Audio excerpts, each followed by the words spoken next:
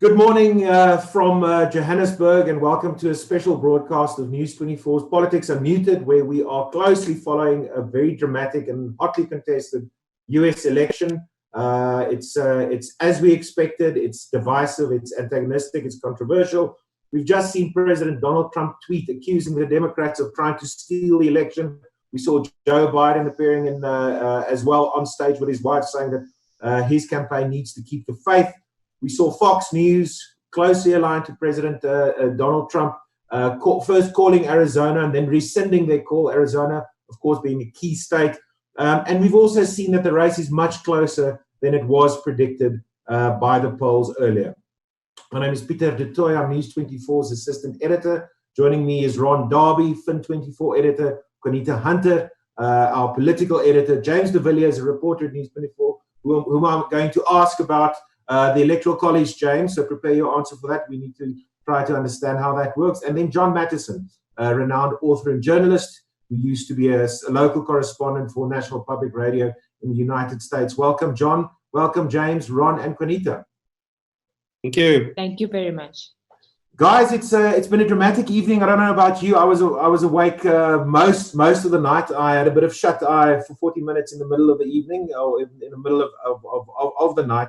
But it's been dramatic. It's been much closer than people have thought, than the polls indicated beforehand. I just want to go around the table quick and get everyone's impression about where you think this is going. It's difficult to say, but your main takeaways of the evening.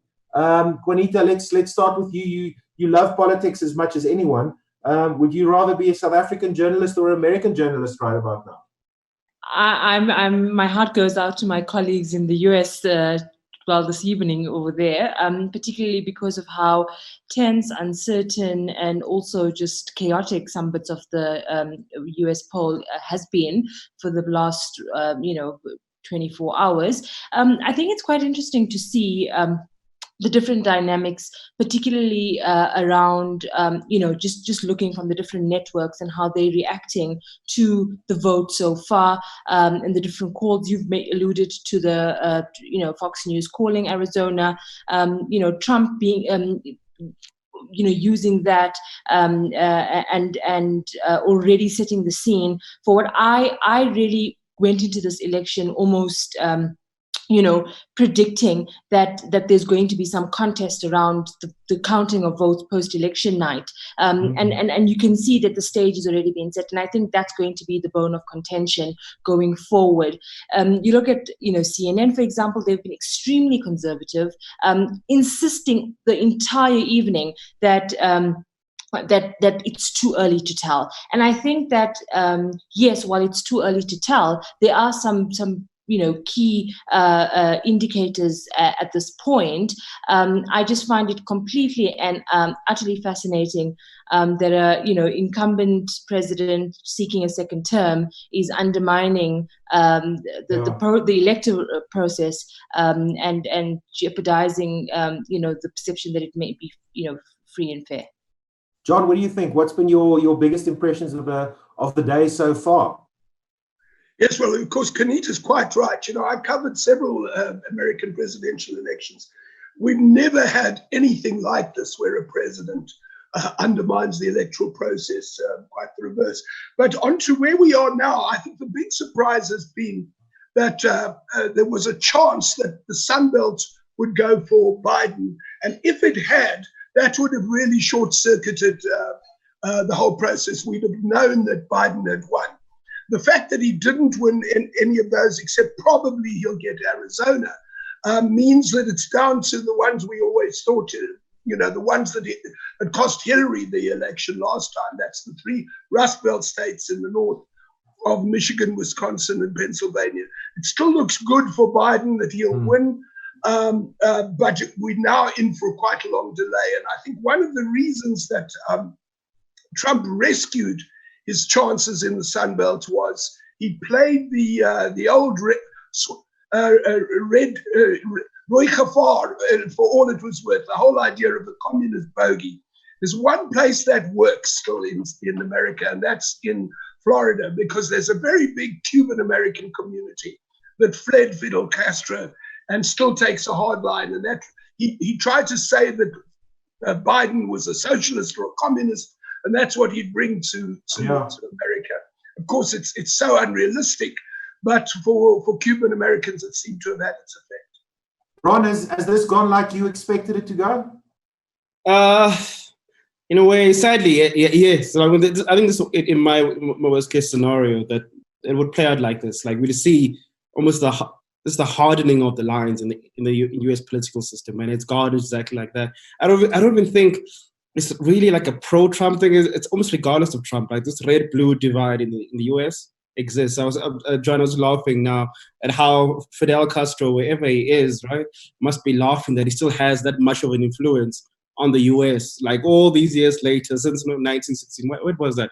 The Cuban Missile Crisis, right? That he still has an impact and in some way keeping, this divided America going and fueling it. So for me, sadly, it's so we're back to what we were in 2016, heading into it, and back to those lines. And at this point, someone like Lindsey Graham retained his seat. That says a lot about U.S. politics at the moment and just where they hinged. So it's just right back to that the whole blue wave people are talking about the rise has not emerged. So it's going to be a tight election. And I think with John, I'm thinking that Biden might just get over the line. But even post that, it just shows how the U.S. political system is kind of in my headspace is broken. Yeah, that's something I think we can delve in. I mean, we're a country that knows all about independent institutions and the importance of independent institutions, and also the importance of an independent judiciary, which seems to be a bone of contention in the US, and I think we should get to that later. James, your impressions of the evening? You've watched it as well closely, and you're an intrepid young reporter who wrote many an explainer for us in the build-up to this. What's been your main takeaways of the election thus far? Yeah, I think to just add to what everybody already said, it's a much closer race than what the polls predicted ahead coming into the elections.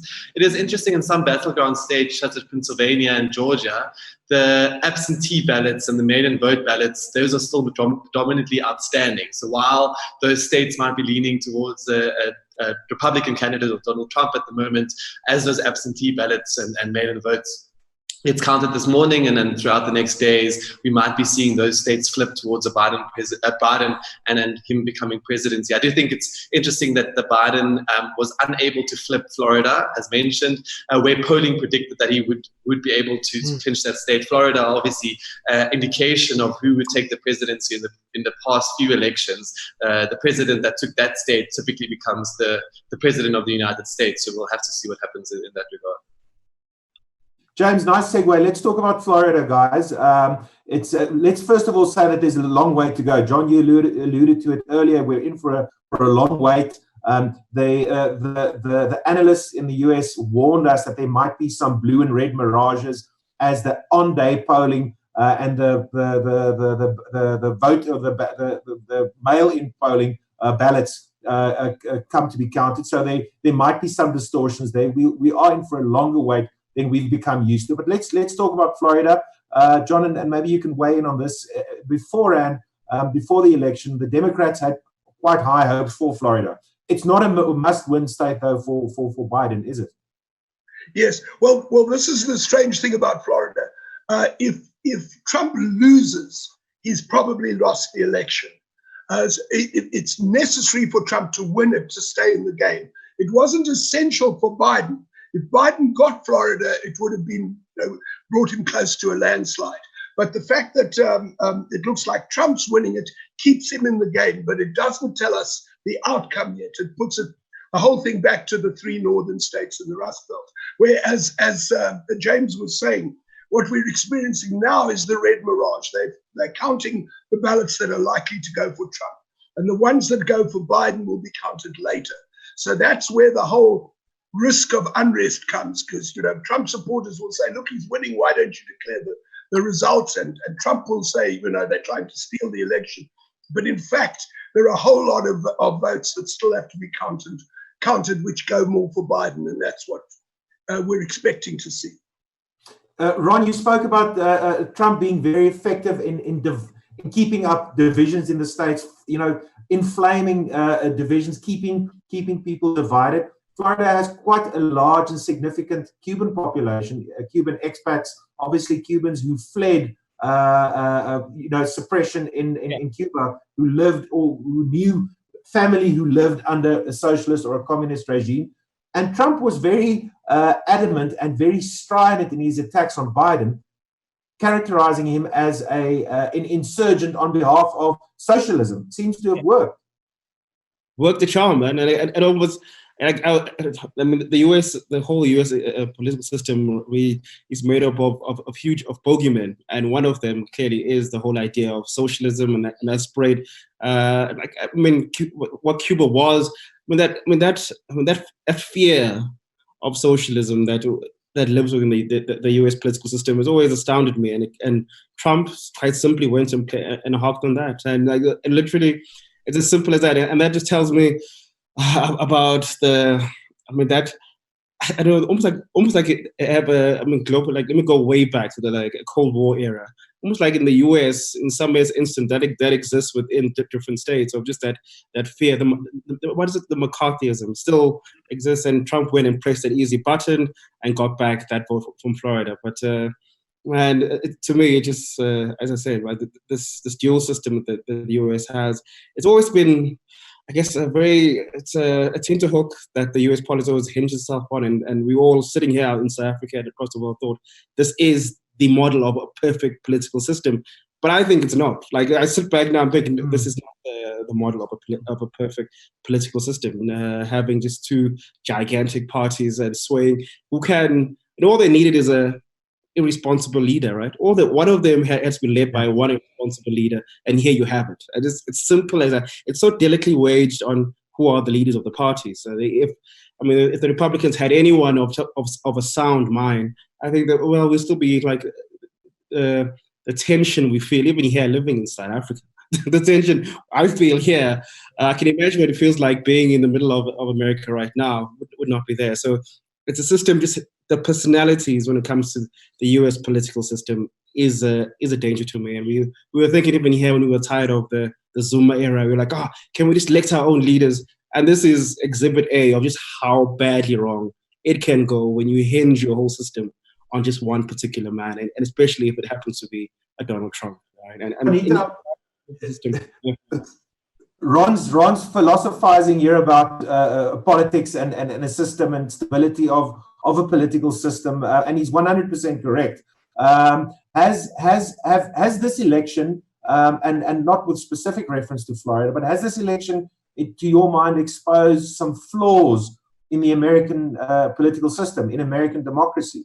Do you think after this election we're going to look at America differently to before, where, like Ron says, they were probably held up as the paragon of what a democracy should be, the ultimate system under which you should function? What's your take?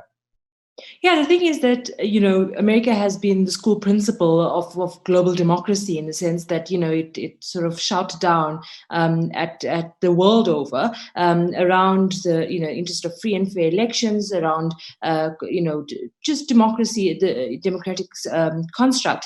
And now, the world is looking at the system where you have, Trump, a figurine, incumbent, clutching on power no different to a dictator elsewhere in the world, and so these the rhetoric of stealing votes, these things we used to in our parts of the world, and it's the first time you seeing it on that level in a Western democracy. And I think that that's where what this election does is that it exposes that it sort of pushes off the US from its moral high ground, and really pokes holes in what it, sort of the institution of democracy that it sort of held in the world.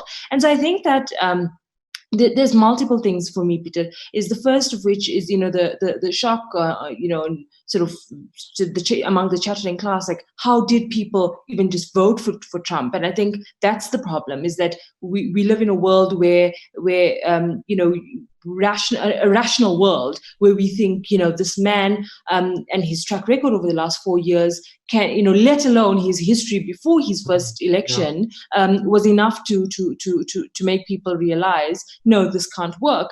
But the reality of it is, as Ron alluded to, is that the blue and red divide will continue to exist, and that's so problematic in so many ways. And then I would like maybe John to weigh in on the Senate races. And you see, some movement there. I thought that was quite interesting. The so-called what are they called? The squad of Ilhan Omar and the outcomes in that regard, and just what does that mean? But I do think that there's just some glaringly fundamental flaws in the electoral system, and I think that the US will have something to reflect about, especially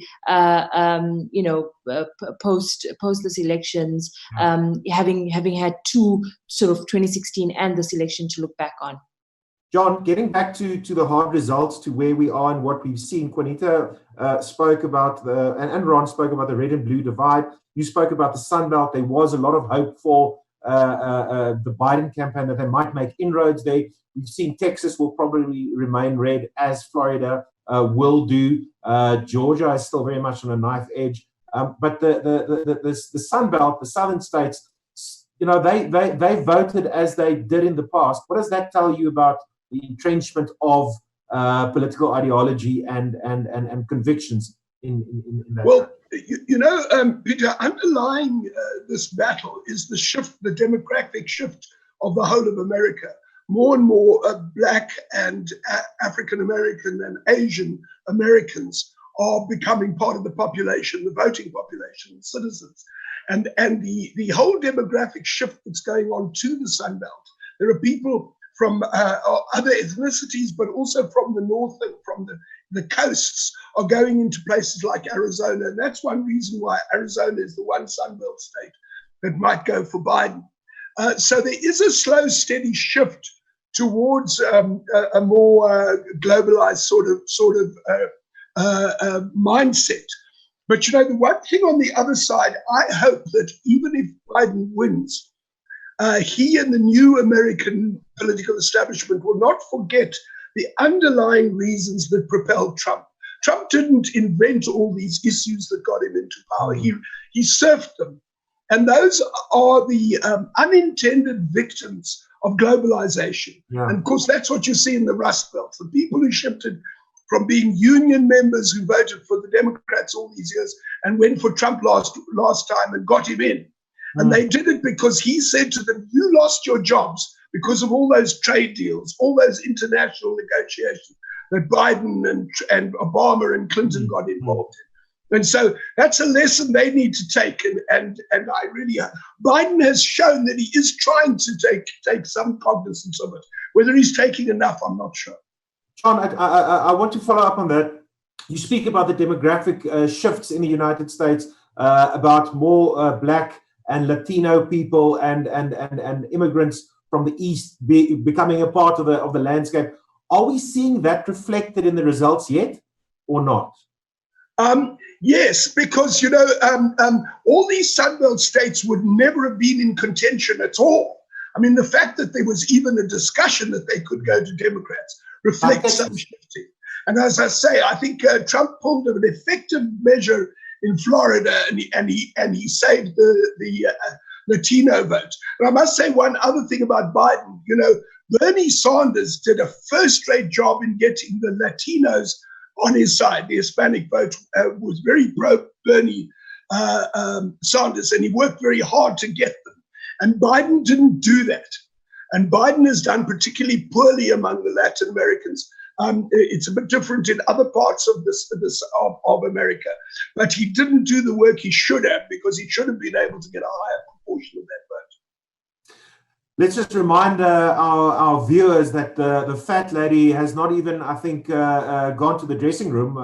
so she's still picking out her dress. So she's not even close to singing yet. We're still waiting for a number of states' results to come in, and that will probably continue during the course of the day. And of course, we might even see legal action and some court cases coming to the fore from this. The US political system obviously works different to ours.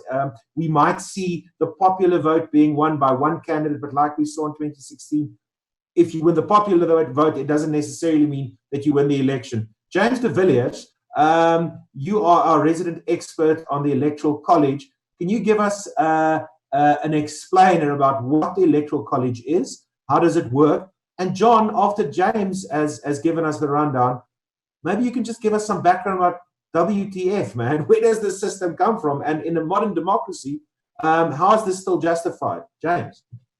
Yeah, so it was alluded to earlier about the problems within the American system. In 2016, Hillary Clinton won the popular vote but didn't win the election ultimately. And that's the two of the last three presidents actually got their presidencies without winning the popular vote in America.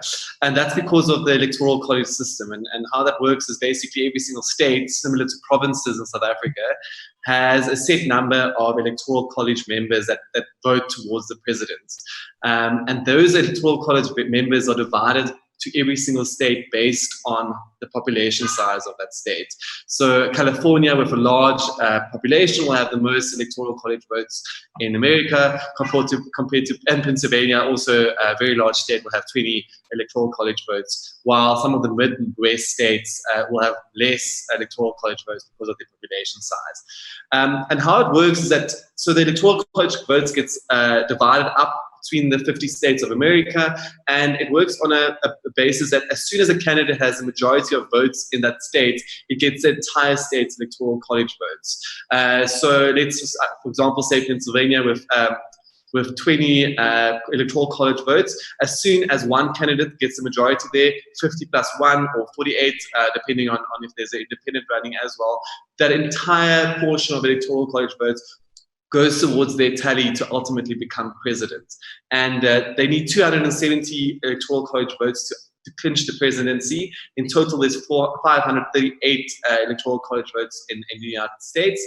And so hypothetically, when a US citizen goes to vote yesterday, they went and voted for Electoral College member, who then votes for a president. However, that has changed recently, and now the Electoral College member kind of automatically votes for whoever won that province or that state in the United States. John, how on earth can this system survive, and what's the rationale behind it?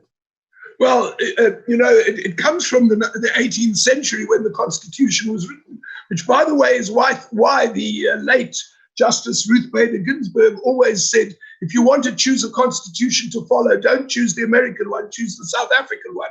It's much more modern, although I'll come to our flaws in a moment. But so it comes from the 18th century. And although those, the founding fathers of the American Constitution were quite brilliant and very enlightened for their day, one of the things that brought about the Electoral College system was their belief that they were a little scared of the popular vote. And so they installed various mechanisms so that the elite could have a hand in choosing the president. They thought it was too dangerous to leave it to the masses entirely. So they would choose an Electoral College, and the Electoral College would consist of essentially an elite who knew the presidential candidates and would choose more wisely. John, is there any talk about reforming the system, or is it sour grapes from the losing team from last time around, do you think? Yeah, look, there's a lot of dissatisfaction with it, but reform is very difficult because it's a constitutional matter, and the barriers to changing the constitution are very high.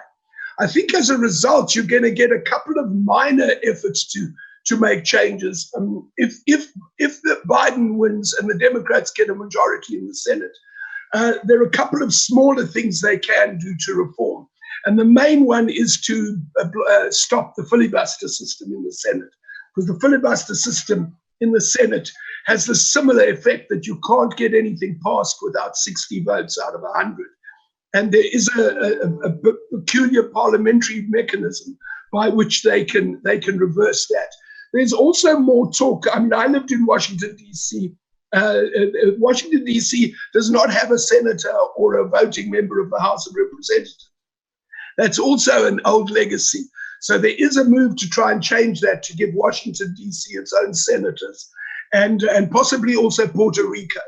Those might be slightly easier reforms than changing the Electoral College system. But there's one bigger flaw I really see in the American system, and it's one we have here too, and that is campaign finance. The most corrupting thing in American politics for me is the fact that, and this has been enabled by the Supreme Court, you can give almost unlimited amounts of money, some of it even anonymously, to candidates. And that really means that money speaks louder than individual votes. And that's a real danger, and it breeds corruption. And of course, we've seen how it's done that here too. Speaking about money, Ron, Fin24's editor, in 1992, Bill Clinton won the election with a mantra: "It's the economy, stupid." And to a large degree, Donald Trump did the same in 2016, and he did it by flipping the states that John Mattison earlier referred to: Michigan, Wisconsin, and Pennsylvania, traditional blue-collar working states. Where you've got lots of manufacturing jobs, you've got the vehicle industry in Michigan and Detroit, states that have come under economic pressure thanks or due to globalization over the last couple of years. Give us some insight into how the Trump economy has performed up until now, and what you think, how the importance of those three states, given the importance of economic issues in an election like this.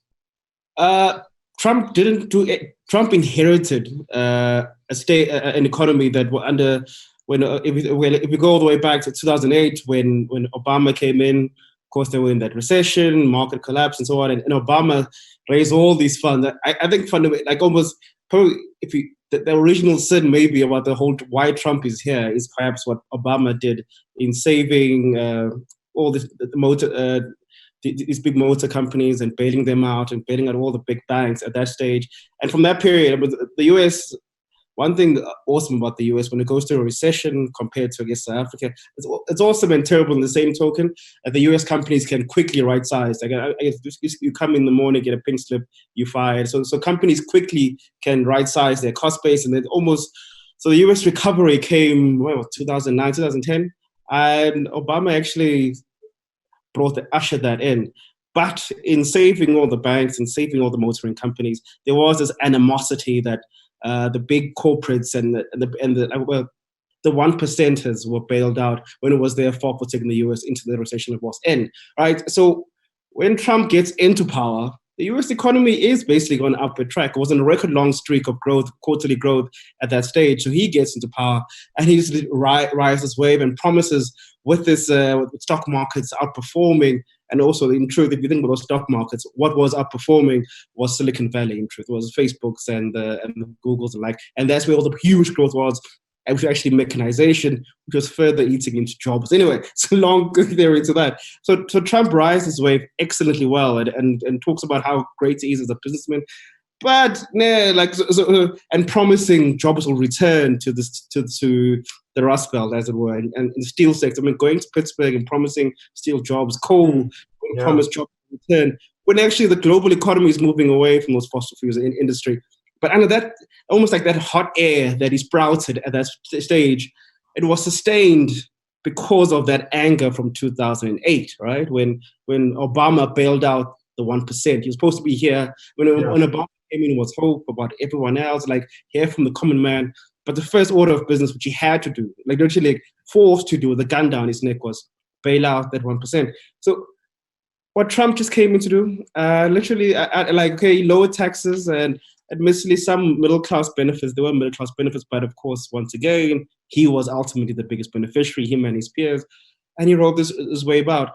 As long as that continued, and we spoke about trade wars and just, that was all the noise out in the markets and drumming that beat and getting all the excitement that here comes a strong man. But in essence, all the the deal struck with China, China hasn't kept to any of them. There's nothing actually has fundamentally shifted in the relationship between China and the US at all over his 4 years. Just a whole lot of noise and bluster from the big guy, and carried by higher stock markets and the fact that the US economy is doing well. Here comes COVID, right? And COVID just like sends that whole idea tumbling, and you have a man just frozen in time that, God, I was about to run through and get a second term, forget all the stuff that I was almost ousted from power.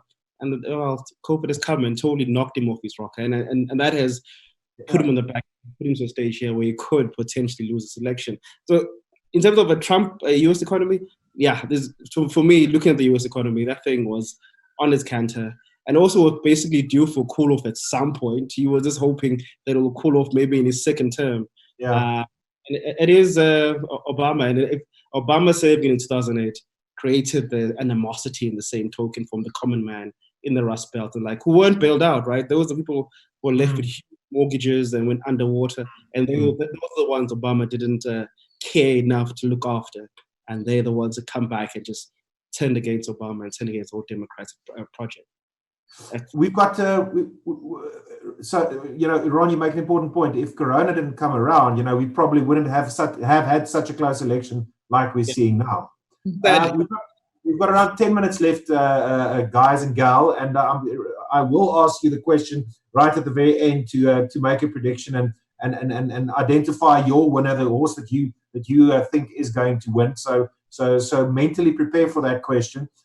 Conita, what does this election tell us about the state of America, of the stability of their democracy?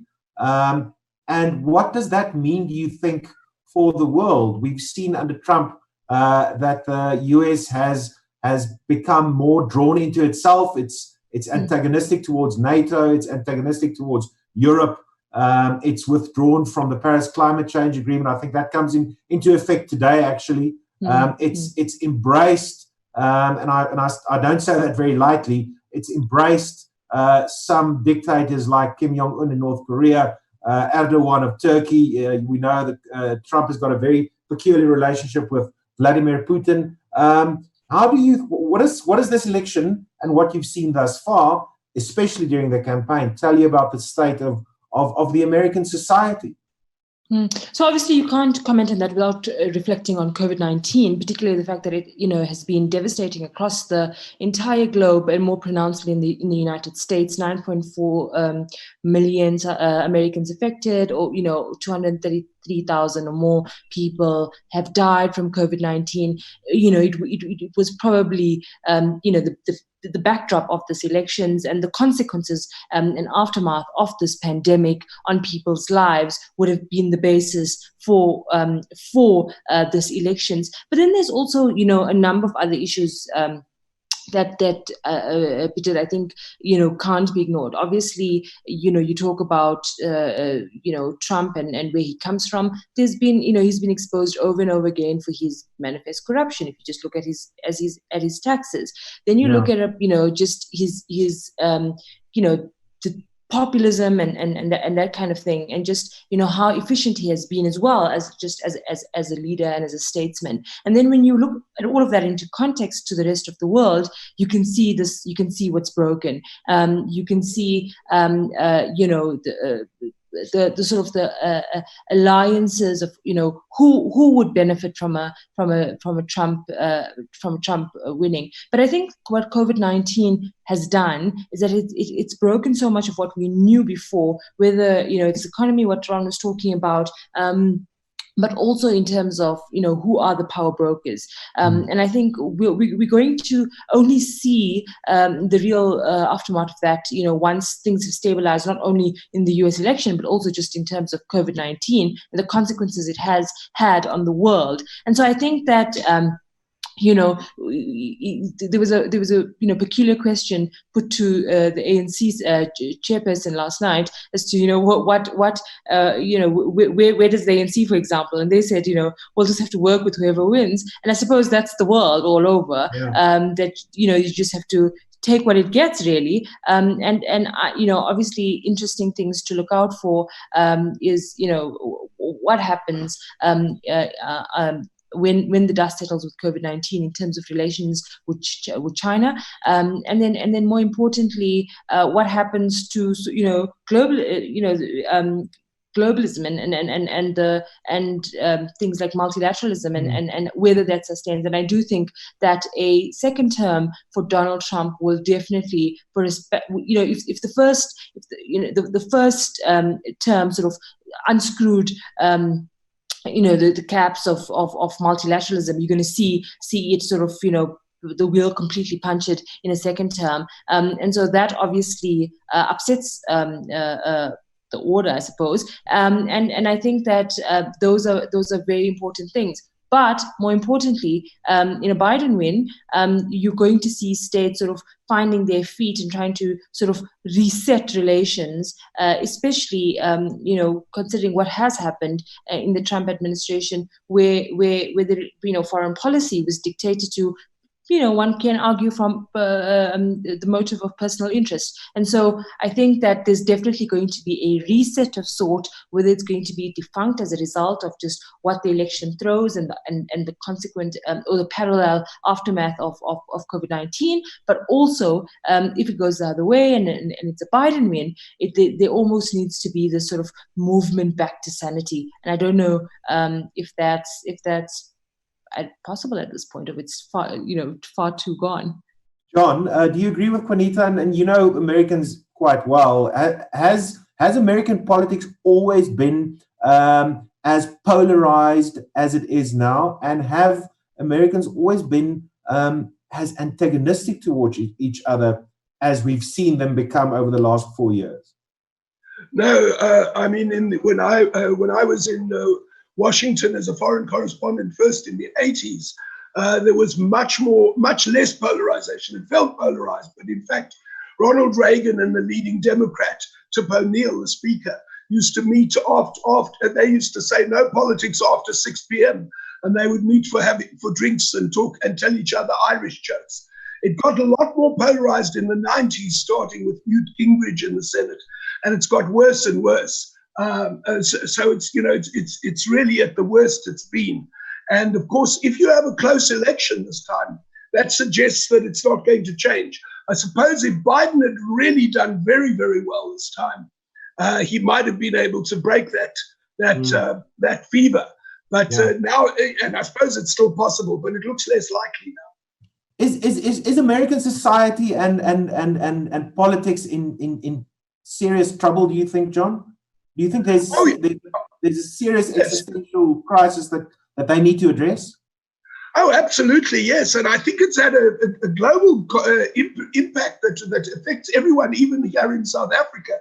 I mean, in the global battle of ideas, for those of us who are Democrats, like I think we all are, he has undermined democracy because of the rampant corruption around him. I mean, at Mar-a-Lago, there is corruption in plain sight.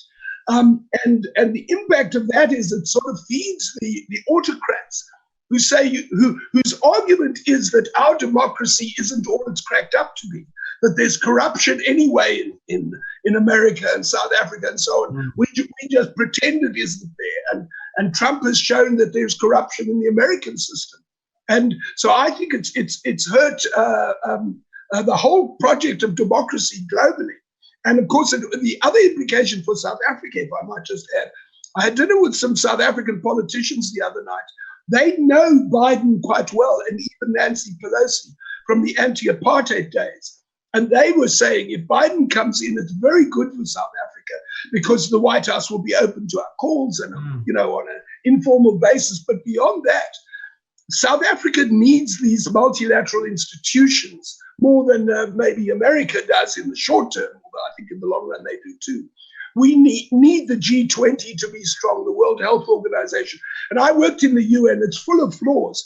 But if it didn't exist, you need to invent it. Because for a country like ours, when we have a COVID crisis, the World Health Organization is helpful to us. If the G20 is functioning properly, it means President Ramaphosa sits around the table with the American president as an equal. So there are all these things that have been put into limbo under Trump. It's we've now reached that dreaded point where I'm going to go around the table and ask everyone not who you want to win, but who you think is going to win.